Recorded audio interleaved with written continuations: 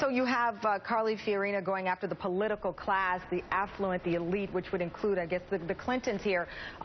Would it have been logical or more reasonable to continue the hits with this foundation and these issues? Well, I just have to take what the former president said. I mean, there is a lot of new information that we didn't know before, right. You know.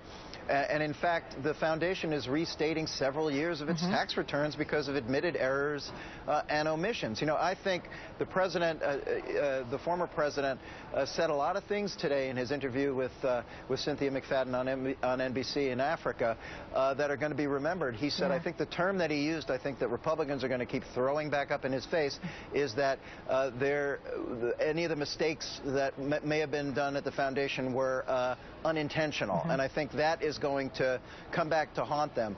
I think Hillary Clinton is probably happy that the president, Bill Clinton, answered these questions instead of having her to answer them.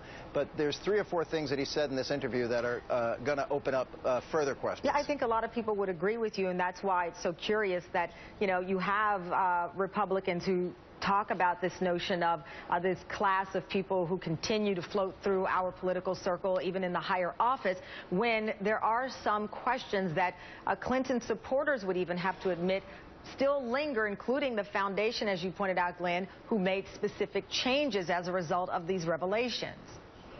Yeah, I just think that, you know, this is obviously going to be an ongoing set of questions. The president didn't really dismiss all those. The one thing